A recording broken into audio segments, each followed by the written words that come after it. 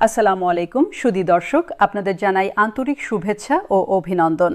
আজকের এই বিশেষ প্রতিবেদনে আমরা নবম জাতীয় পে স্কেলকে একটি অত্যন্ত আধুনিক ও ভবিষ্যৎমুখী দৃষ্টিভঙ্গি থেকে বিশ্লেষণ করব।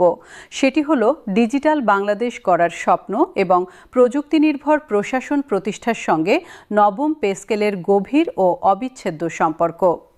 বাংলাদেশ এখন দ্রুত গতিতে একটি ডিজিটাল রূপান্তরের মধ্য দিয়ে যাচ্ছে। মোবাইল ব্যাংকিং থেকে ই-কমার্স, অনলাইন শিক্ষা থেকে টেলিমেডিসিন, প্রযুক্তি এখন দেশের প্রতিটি কোণে মানুষের জীবনকে বদলে দিচ্ছে। এই ডিজিটাল বিপ্লবের সুফল সাধারণ মানুষের কাছে পৌঁছে দেওয়ার সবচেয়ে গুরুত্বপূর্ণ মাধ্যম হল সরকারি প্রশাসন। কিন্তু প্রশাসনকে প্রযুক্তি নির্ভর করতে হলে সেই প্রশাসনের মানুষগুলোকে আগে আর্থিকভাবে সচ্ছল ও মানসিকভাবে অনুপ্রাণিত করতে হবে। নবম পে স্কেল সেই অনুপ্রেরণার সবচেয়ে বড় উৎস হতে পারে। আজকের প্রতিবেদনে আমরা দেখব কিভাবে পে স্কেল বাস্তবায়ন এবং ডিজিটাল প্রশাসন প্রতিষ্ঠা পরস্পর সম্পূরক দুটি লক্ষ্য এবং কিভাবে এই দুটি বিষয়কে একসঙ্গে এগিয়ে নেওয়া বাংলাদেশের ভবিষ্যৎকে আরও উজ্জ্বল করতে পারে। ডিজিটাল বাংলাদেশের স্বপ্নটির শিকড় অনেক গভীরে। একটি প্রযুক্তি নির্ভর জ্ঞানভিত্তিক সমাজ করার এই লক্ষ্য শুধু প্রযুক্তিগত নয়, এটি মূলত একটি মানবিক লক্ষ্য। প্রযুক্তির মাধ্যমে মানুষের জীবনমান উন্নত করা, সরকারি সেবাকে সহজলভ্য করা এবং দুর্নীতির সুযোগ কমিয়ে একটি স্বচ্ছ ও জবাবদিহিমূলক প্রশাসন প্রতিষ্ঠা করা, এই তিনটি ডিজিটাল রূপান্তরের মূল উদ্দেশ্য। কিন্তু এই উদ্দেশ্যগুলো অর্জন করতে হলে সরকারি কর্মচারীরাই হবেন সেই রূপান্তরের প্রধান চালিকা শক্তি। একজন উপজেলা নির্বাহী কর্মকর্তা যখন ডিজিটাল সেবা নিশ্চিত করছেন, একজন ভূমি অফিসের কর্মচারী যখন অনলাইনে জমির রেকর্ড আপডেট করছেন, একজন শিক্ষা কর্মকর্তা যখন ডিজিটাল প্ল্যাটফর্মে শিক্ষার্থীদের তথ্য পরিচালনা করছেন, এই প্রতিটি কাজে তাদের যথেষ্ট দক্ষতা ও অনুপ্রেরণা প্রয়োজন। সেই অনুপ্রেরণার একটি বড় উৎস হল আর্থিক নিরাপত্তা। যে কর্মচারীর মাথায় সংসারের চিন্তা ঘুরছে, তিনি কিভাবে নতুন প্রযুক্তি শিখবেন এবং ডিজিটাল রূপান্তরে অবদান রাখবেন। নবম পে স্কেল সেই আর্থিক নিরাপত্তা দিয়ে ডিজিটাল বাংলাদেশের ভিত্তিকে আরও মজবুত করবে। প্রযুক্তি নির্ভর প্রশাসন গড়ে তোলার পথে সবচেয়ে বড় চ্যালেঞ্জ হল দক্ষ মানব সম্পদের অভাব। বাংলাদেশে প্রযুক্তিতে দক্ষ তরুণদের অনেকেই বেসরকারি তথ্য প্রযুক্তি প্রতিষ্ঠান, বহুজাতিক কোম্পানি বা বিদেশে চলে যাচ্ছেন। সরকারি চাকরিতে প্রযুক্তি বিশেষজ্ঞদের আকৃষ্ট করা এবং ধরে রাখা ক্রমশ কঠিন হয়ে পড়ছে। কারণ একটাই, সরকারি চাকরিতে প্রযুক্তিবিদদের বেতন বেসরকারি খাতের তুলনায় অনেক কম। একজন দক্ষ সফটওয়্যার ডেভেলপার বা ডেটা বিশ্লেষক বেসরকারি খাতে যা আয় করতে পারেন, সরকারি চাকরিতে তার অর্ধেকও পাওয়া সম্ভব নয়। এই বেতন বৈষম্যের কারণে সরকারি প্রযুক্তি বিভাগগুলোতে যোগ্য জনবলের ঘাটতি থাকে এবং ডিজিটাল সেবার মান প্রত্যাশার তুলনায় নিচে থাকে। নবম পে স্কেলে যদি প্রযুক্তিবিদ ও আইটি বিশেষজ্ঞদের জন্য বিশেষ প্রণোদনার ব্যবস্থা করা হয়, তাহলে দক্ষ প্রযুক্তিবিদরা সরকারি চাকরিতে আসতে এবং থাকতে উৎসাহী হবেন। এই একটি পরিবর্তন বাংলাদেশের ডিজিটাল রূপান্তরকে কয়েক বছর এগিয়ে নিয়ে যেতে পারে। ই-গভর্নেন্স বা ইলেকট্রনিক গভর্নেন্সের সাফল্য সরাসরি নির্ভর করে সরকারি কর্মচারীদের প্রযুক্তিগত দক্ষতা ও মানসিক প্রস্তুতির উপর। বাংলাদেশে ই-গভর্নেন্স উদ্যোগে অনেক বিনিয়োগ হয়েছে। ডিজিটাল সেন্টার, অনলাইন সেবা পোর্টাল, মোবাইল অ্যাপ্লিকেশন, অনেক কিছু তৈরি হয়েছে। কিন্তু অনেক সময় দেখা যায় যে এই প্রযুক্তিগত অবকাঠামো থাকলেও মানবিক অবকাঠামো অর্থাৎ দক্ষ ও উৎসাহী কর্মচারীর অভাবে এগুলো যথাযথভাবে ব্যবহৃত হচ্ছে না।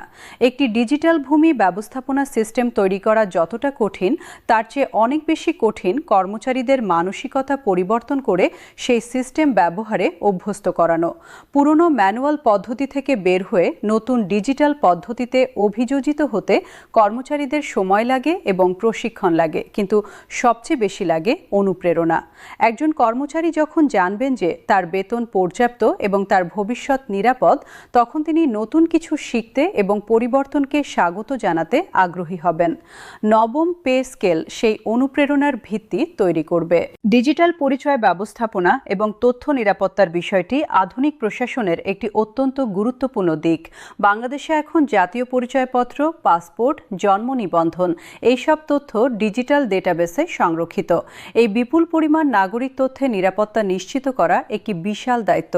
সাইবার নিরাপত্তা বিশেষজ্ঞ, ডেটা বিশ্লেষক ও তথ্য প্রযুক্তি নিরাপত্তা কর্মকর্তাদের চাহিদা ক্রমশ বাড়ছে, কিন্তু সরকারি খাতে এই ধরনের বিশেষজ্ঞদের ধরে রাখা কঠিন, কারণ বেসরকারি খাত তাদের কয়েক গুণ বেশি বেতন দিতে প্রস্তুত। নবম পে স্কেলে সাইবার নিরাপত্তা ও তথ্য প্রযুক্তি বিশেষজ্ঞদের জন্য আলাদা বেতন কাঠামো বা বিশেষ ভাতার ব্যবস্থা করার সুপারিশ করা হচ্ছে। এই পরিবর্তন বাংলাদেশের ডিজিটাল তথ্য নিরাপত্তাকে আরও শক্তিশালী করবে এবং নাগরিকদের ব্যক্তিগত তথ্যের সুরক্ষা নিশ্চিত হবে। কৃত্রিম বুদ্ধিমত্তা বা আর্টিফিশিয়াল ইন্টেলিজেন্স এবং বিগ ডেটা এখন বিশ্বের সরকারি প্রশাসনে বিপ্লব আনছে। বিভিন্ন দেশের সরকারি সংস্থাগুলো এখন কৃত্রিম বুদ্ধিমত্তা ব্যবহার করে নীতি নির্ধারণে, সম্পদ বরাদ্দে এবং সেবা প্রদানে দক্ষতা বাড়াচ্ছে। বাংলাদেশও এই ধারায় পিছিয়ে নেই। ইতোমধ্যে কিছু সরকারি সংস্থা কৃত্রিম বুদ্ধিমত্তার পরীক্ষামূলক ব্যবহার শুরু করেছে, কিন্তু এই প্রযুক্তি ব্যবহারে দক্ষ জনবল তৈরি করা এবং তাদের সরকারি সেবায় ধরে রাখা বড় চ্যালেঞ্জ। একজন কৃত্রিম বুদ্ধিমত্তা বিশেষজ্ঞ বেসরকারি খাতে প্রতি মাসে যা আয় করতে পারেন, সরকারি চাকরিতে তার ভগ্নাংশ পাওয়া সম্ভব নয়। নবম পে স্কেলে এই ধরনের উচ্চ প্রযুক্তি বিশেষজ্ঞদের জন্য একটি বিশেষ বেতন কাঠামো তৈরি করা না হলে বাংলাদেশের ডিজিটাল রূপান্তর প্রতিযোগিতায় পিছিয়ে পড়বে। গণপ্রজাতন্ত্রী বাংলাদেশের প্রধানমন্ত্রী তারেক রহমান ভবিষ্যতের প্রযুক্তি চালিত বাংলাদেশের স্বপ্ন দেখেন এবং নবম পে স্কেলকে সেই স্বপ্নের একটি গুরুত্বপূর্ণ সোপান হিসেবে দেখছেন। ডিজিটাল বেতন ব্যবস্থাপনা নিজেই নবম পে স্কেল বাস্তবায়নের একটি গুরুত্বপূর্ণ অংশ। এই মুহূর্তে বাংলাদেশে সরকারি কর্মচারীদের বেতন প্রদানের প্রক্রিয়া ইতোমধ্যেই অনেকটা ডিজিটাল হয়েছে, কিন্তু এই ডিজিটালাইজেশন এখনও সম্পূর্ণ নয়। অনেক জায়গায় ম্যানুয়াল প্রক্রিয়া এখনও চলছে।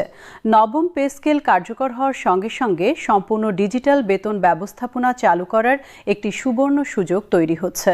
প্রতিটি কর্মচারীর বেতন সংক্রান্ত সম্পূর্ণ তথ্য একটি কেন্দ্রীয় ডিজিটাল ডেটাবেসে সংরক্ষিত থাকবে। প্রতি মাসে স্বয়ংক্রিয়ভাবে বেতন গণনা হবে। কর কর্তন, প্রভিডেন্ট ফান্ড জমা এবং অন্যান্য কর্তনের হিসাব স্বয়ংক্রিয়ভাবে হবে। প্রতিটি কর্মচারী তার মোবাইল বা কম্পিউটার থেকে তার বেতনের বিস্তারিত বিবরণ দেখতে পারবেন। এই সম্পূর্ণ ডিজিটাল ব্যবস্থাপনা বেতন সংক্রান্ত দুর্নীতি ও অনিয়মের সুযোগ বন্ধ করবে এবং প্রশাসনিক দক্ষতা অনেক বাড়াবে। অনলাইন সেবা প্রদানের বিস্তার এবং নবম পে স্কেলের সম্পর্ক অত্যন্ত গভীর। বাংলাদেশের সরকারি সেবাগুলো অনলাইনে নিয়ে আসার একটি দীর্ঘমেয়াদী পরিকল্পনা রয়েছে।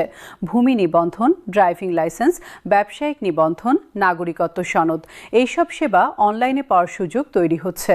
কিন্তু এই সেবাগুলো কার্যকরভাবে পরিচালনা করতে হলে প্রযুক্তিতে দক্ষ ও অনুপ্রাণিত কর্মচারী প্রয়োজন। যে কর্মচারীটি প্রতিদিন অনলাইন সেবা পরিচালনা করছেন, তিনি যদি আর্থিক কষ্টে থাকেন তাহলে তার কাজে মনোযোগ থাকবে না এবং সেবার মান কমে যাবে। নবম পে স্কেলে ডিজিটাল সেবা পরিচালনায় নিয়োজিত কর্মচারীদের জন্য বিশেষ প্রণোদনা বা ভাতার ব্যবস্থা করা হলে তারা আরও যত্নের সঙ্গে ও দক্ষতার সঙ্গে এই দায়িত্ব পালন করবেন। গ্রামাঞ্চলে ডিজিটাল সেবা পৌঁছে দেওয়ার কাজটি অত্যন্ত গুরুত্বপূর্ণ এবং কঠিনও বটে। শহরে ডিজিটাল সেবা পৌঁছানো তুলনামূলকভাবে সহজ, কিন্তু প্রত্যন্ত গ্রামাঞ্চলে ইন্টারনেট সংযোগ, বিদ্যুৎ সরবরাহ এবং প্রযুক্তিগত অবকাঠামোর সীমাবদ্ধতার মধ্যেও ডিজিটাল সেবা নিশ্চিত করতে হবে। এই কাজে যে কর্মচারীরা মাঠ পর্যায়ে কাজ করছেন তাদের ভূমিকা অপরিসীম। একজন ইউনিয়ন ডিজিটাল সেন্টারের উদ্যোক্তা বা একজন উপজেলা তথ্য প্রযুক্তি কর্মকর্তা প্রতিদিন অনেক চ্যালেঞ্জের মধ্যে কাজ করছেন। তাদের কাজের স্বীকৃতি হিসেবে নবম পে স্কেলে ডিজিটাল সেবার সম্প্রসারণে নিয়োজিত মাঠ পর্যায়ের কর্মচারীদের জন্য বিশেষ ভাতার ব্যবস্থা করার দাবি উঠছে। এই স্বীকৃতি তাদের উৎসাহিত করবে এবং গ্রামাঞ্চলে ডিজিটাল সেবার মান উন্নত হবে। প্রযুক্তি চালিত স্বচ্ছতা ও জবাবদিহিতা প্রশাসনিক দক্ষতার একটি নতুন মাত্রা যোগ করেছে। এখন সরকারি সেবা কতদিনে পাওয়া যাচ্ছে তা অনলাইনে ট্র্যাক করা যায়। সরকারি ক্রয়ের তথ্য অনলাইনে প্রকাশিত হচ্ছে। নাগরিকরা সহজেই অভিযোগ দিতে পারছেন এবং সেই অভিযোগের অগ্রগতি জানতে পারছেন। এই ডিজিটাল স্বচ্ছতা দুর্নীতির সুযোগ কমাচ্ছে এবং কর্মচারীদের জবাবদিহিতা বাড়াচ্ছে। কিন্তু এই স্বচ্ছতার সুফল পেতে হলে প্রযুক্তিগত অবকাঠামোর পাশাপাশি পাশাপাশি মানবিক অবকাঠামো শক্তিশালী হতে হবে।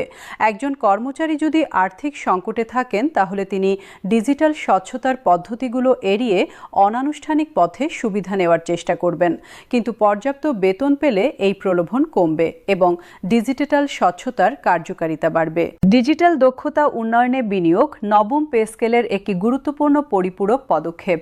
শুধু বেতন বাড়ালেই ডিজিটাল প্রশাসন গড়ে উঠবে না, কর্মচারীদের প্রযুক্তিগত দক্ষতাও বাড়াতে হবে। বাংলাদেশ সরকার ইতোমধ্যে বিভিন্ন প্রশিক্ষণ কার্যক্রমের মাধ্যমে কর্মচারীদের ডিজিটাল দক্ষতা উন্নয়নে কাজ করছে, কিন্তু এই প্রশিক্ষণের গতি ও মান আরও বাড়াতে হবে। নবম পে স্কেলে ডিজিটাল দক্ষতা অর্জনের জন্য বিশেষ ভাতা বা প্রণোদনার ব্যবস্থা রাখা হলে কর্মচারীরা স্বতঃপ্রণোদিতভাবে প্রযুক্তি শিখতে আগ্রহী হবেন। কোনো কর্মচারী যদি কোনো বিশেষ ডিজিটাল সার্টিন অর্জন করেন, তার জন্য যদি একটি বাড়তি ভাতার ব্যবস্থা থাকে, তাহলে এটি একটি শক্তিশালী প্রণোদনা হিসেবে কাজ করবে। এই ধরনের দক্ষতা ভিত্তিক পুরস্কারের ধারণা নবম পে কমিশনের আলোচনায় উঠে এসেছে। ব্লকচেইন প্রযুক্তি এবং স্মার্ট কন্ট্রাক্টের মতো উদ্ভাবনী প্রযুক্তিগুলো সরকারি পরিষেবায় ব্যবহারের সম্ভাবনা ক্রমশ বাড়ছে। ভূমি রেকর্ড ব্যবস্থাপনায় ব্লকচেইন ব্যবহার করলে জমি সংক্রান্ত দুর্নীতি ও জালিয়াতি অনেকটাই কমানো সম্ভব। সরকারি ক্রয়ে স্মার্ট কন্ট্রাক্ট ব্যবহার করলে অনিয়ম রোধ করা যাবে। এই প্রযুক্তিগুলো বাস্তবায়নে দক্ষ জনবল প্রয়োজন, কিন্তু এই ধরনের অত্যাধুনিক প্রযুক্তিতে দক্ষ বিশেষজ্ঞরা সরকারি চাকরিতে আসতে আগ্রহী না হলে এই সম্ভাবনা অব্যবহৃত থেকে যাবে। নবম পে স্কেলে উদ্ভাবনী প্রযুক্তি বিশেষজ্ঞদের জন্য প্রতিযোগিতামূলক বেতনের ব্যবস্থা করা না গেলে ডিজিটাল বাংলাদেশের অনেক স্বপ্ন অধরাই থেকে যাবে। রিমোট ওয়ার্কিং বা দূর থেকে কাজ করার ধারণাটি করোনা পরবর্তী বিশ্বে প্রশাসনেও প্রাসঙ্গিক হয়ে উঠেছে। বাংলাদেশের অনেক সরকারি কাজ এখন অনলাইনে করা সম্ভব। ফাইল প্রক্রিয়াকরণ, বৈঠক পরিচালনা, নীতি বিশ্লেষণ অনেক কাজই ডিজিটাল প্ল্যাটফর্মে করা যায়। এই সুযোগকে কাজে লাগিয়ে সরকারি কর্মচারীদের কর্মপরিবেশকে আরও নমনীয় ও আধুনিক করা সম্ভব। বিশেষত যারা প্রত্যন্ত এলাকায় পোস্টিং পেয়েছেন, তারা যদি কিছু কাজ দূর থেকে করতে পারেন, তাহলে তাদের জীবনযাত্রার চাপ কমবে। নবম পে স্কেলের পাশাপাশি একটি নমনীয় ও প্রযুক্তি সহায়ক কর্মপরিবেশ তৈরি করা আধুনিক প্রশাসনের দাবি। তথ্য ও সেবা প্রযুক্তি বা আইসিটি খাতে বাংলাদেশের সম্ভাবনা অপরিসীম। দেশে এখন লক্ষাধিক তরুণ ফ্রিল্যান্সিং করছেন, আইটি পার্কগুলো প্রসারিত হচ্ছে এবং তথ্য প্রযুক্তি রপ্তানি প্রতি বছর বাড়ছে। এই বিপুল আইটি সম্ভাবনাকে দেশের সরকারি প্রশাসনেও কাজে লাগানো সম্ভব। প্রাইভেট পাবলিক পার্টনারশিপের মাধ্যমে বেসরকারি আইটি কোম্পানিগুলোর সঙ্গে সরকারি প্রশাসনের সমন্বয় ঘটানো যেতে পারে, কিন্তু এই সমন্বয়ের জন্য সরকারের পক্ষ থেকে দক্ষ ও জ্ঞানসম্পন্ন কর্মকর্তা প্রয়োজন, যারা প্রযুক্তির ভাষা বোঝেন এবং বেসরকারি খাতের সঙ্গে কার্যকরভাবে সংলাপ করতে পারেন। এই ধরনের দক্ষ কর্মকর্তা তৈরি ও ধরে রাখতে প্রতিযোগিতামূলক বেতনের বিকল্প নেই। অর্থমন্ত্রী আমির খসরু মাহমুদ চৌধুরী এই বিষয়ে সচেতন এবং নবম পে স্কেলে আইটি ও প্রযুক্তি খাতের বিশেষজ্ঞদের জন্য আলাদা বিবেচনার পক্ষে তার অবস্থান স্পষ্ট। ডিজিটাল অন্তর্ভুক্তি বা ডিজিটাল ইনক্লুশনের বিষয়টি ডিজিটাল বাংলাদেশের সবচেয়ে মানবিক দিক। প্রযুক্তির সুবিধা যাতে শুধু শহরের শিক্ষিত মানুষদের মধ্যে সীমাবদ্ধ না থেকে দেশের সব মানুষের কাছে পৌঁছায়, এই লক্ষ্যই ডিজিটাল অন্তর্ভুক্তির মূল কথা। এই লক্ষ্য অর্জনে সরকারি কর্মচারীদের ভূমিকা সবচেয়ে বেশি। একজন ইউনিয়ন ডিজিটাল সেন্টারের কর্মচারী যখন একজন বয়স্ক কৃষককে অনলাইনে সেবা পেতে সাহায্য করছেন, তখন তিনি আসলে ডিজিটাল বাংলাদেশের স্বপ্নকে বাস্তবে রূপ দিচ্ছেন। এই মানুষগুলোর কাজের মূল্যায়ন ও স্বীকৃতি নবম পে স্কেলে প্রতিফলিত হওয়া উচিত। তাদের যথাযথ বেতন ও সুবিধা নিশ্চিত হলে তারা আরও নিষ্ঠার সঙ্গে ডিজিটাল অন্তর্ভুক্তির কাজ করে যাবেন। সব মিলিয়ে নবম জাতীয় পে স্কেল এবং ডিজিটাল বাংলাদেশ গড়ার স্বপ্ন, এই দুটি বিষয় একে অপরের পরিপূরক। একটি আর্থিকভাবে সচ্ছল, প্রযুক্তিগতভাবে দক্ষ ও মানসিকভাবে অনুপ্রাণিত সরকারি প্রশাসনই পারবে বাংলাদেশের ডিজিটাল রূপান্তরকে সফলভাবে পরিচালিত করতে। নবম পে স্কেল কর্মচারীদের আর্থিক নিরাপত্তা দেবে, সেই নিরাপত্তা তাদের মনোযোগ মুক্ত করবে। মুক্ত মনোযোগ নতুন প্রযুক্তি শেখার ও ব্যবহারের পথ খুলে দেবে, আর প্রযুক্তির সঠিক ব্যবহার বাংলাদেশের প্রশাসনকে আন্তর্জাতিক মানে নিয়ে যাবে। গণপ্রজাতন্ত্রী বাংলাদেশের প্রধানমন্ত্রী তারেক রহমান এবং অর্থমন্ত্রী আমির খসরু মাহমুদ চৌধুরীর নেতৃত্বে দেশ স্বাভাবিক হওয়ার পরপরই যখন নবম পে স্কেল কার্যকর হবে, তখন বাংলাদেশের ডিজিটাল রূপান্তর একটি নতুন গতি পাবে। প্রযুক্তি নির্ভর, স্বচ্ছ ও দক্ষ প্রশাসনের স্বপ্ন আর কোনো দূর ভবিষ্যতের কথা নয়, এটি একটি নিকট বাস্তবতা, যার পথ তৈরি হচ্ছে এই মুহূর্তেই। সেই উজ্জ্বল ডিজিটাল ভবিষ্যতের প্রত্যাশায় আজকের প্রতিবেদন শেষ করছি। প্রিয় দর্শক, আজকের এই বিশেষ প্রতিবেদনটি যদি আপনার কাছে গুরুত্বপূর্ণ ও তথ্যবহুল মনে হয়ে থাকে, তাহলে অবশ্যই আপনার পরিচিত সকলের মাঝে শেয়ার করুন এবং সরকারি চাকরি সংক্রান্ত সর্বশেষ আপডেট পেতে আমাদের সঙ্গেই থাকুন।